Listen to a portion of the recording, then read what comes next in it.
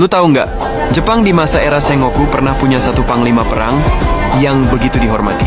Sampai-sampai musuhnya percaya dia adalah inkarnasi dewa perang. Namanya Uesugi Kenshin. Dia bukan cuma jenius strategi, tapi juga salah satu sosok paling misterius di seluruh era Sengoku. Siapapun yang hidup di masanya tahu satu hal. Kalau Kenshin turun gunung dari Echigo, perang nggak lagi soal menang, perang jadi soal bertahan hidup. Kenshin lahir tahun 1530 sebagai Nagao Kagetora.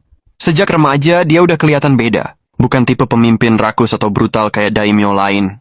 Dia tenang, sangat disiplin, dan punya kecerdasan militer. Yang bahkan di umur belasan aja bikin para jenderal tua ngeh bahwa bocah ini bakal jadi monster di medan perang. Tapi sisi paling uniknya adalah spiritualitasnya. Kenshin hidup dengan prinsip seperti biksu, sederhana, teratur, dan sangat taat pada dewa perang Bishamonten. Karena itu, orang-orang mulai percaya kalau dia bukan sekadar pemuja, tapi manifestasi sang dewa perang sendiri. Fakta menariknya, Kenshin beda dari banyak panglima masa itu. Nobunaga kejam, Hideyoshi manipulatif, Ieyasu licik. Tapi Kenshin, dia punya moral tinggi yang hampir nggak masuk akal buat era Sengoku. Dia nggak suka perang yang nggak etis, nggak suka menyerang tanpa alasan, dan bahkan pernah ngelakuin hal yang bikin seluruh Jepang terdiam. Saat musuh terbesarnya, Takeda Shingen, si harimau Kai, diblokade dan kehabisan garam, Kenshin malah ngirim garam ke dia sambil bilang, "Aku ingin mengalahkanmu dengan pedang, bukan kelaparan." Itu bukan cuma gestur sportivitas, itu deklarasi kehormatan. Dari sini lahir rivalitas paling ikonik dalam sejarah Jepang, Kenshin versus Shingen. Dan pertempuran paling gila mereka adalah di Kawanakajima, khususnya pertempuran keempat tahun 1561. Kenshin nyerbu langsung ke pusat pasukan Takeda, menunggang kuda, dan benar-benar menghantam Shingen sendiri. Shingen yang nggak sempat ambil pedang cuma bisa menahan serangan Kenshin dengan kipas besinya.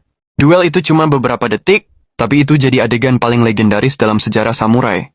Bukan dongeng, itu beneran kejadian. Dan rivalitas yang begitu dalam itu berakhir tragis. Tahun 1573, Takeda Shingen meninggal mendadak. Reaksi Kenshin? Dia sedih. Beneran sedih. Dia bilang dunia kehilangan satu-satunya lawan yang layak.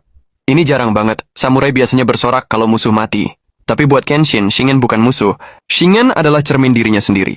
Tapi di balik aura dewa perangnya, Kenshin punya satu misteri besar yang sampai sekarang bikin sejarawan bingung.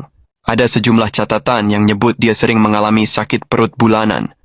Dia punya tubuh lebih kecil dari rata-rata samurai, hidup sangat tertutup, nggak pernah menikah, nggak punya selir, dan nggak punya keturunan. Karena itu muncul teori yang makin lama makin kuat. Uesugi Kenshin kemungkinan besar perempuan. Sampai sekarang nggak ada konfirmasi final, tapi bukti-bukti kecilnya banyak. Dan itu justru bikin legenda Kenshin makin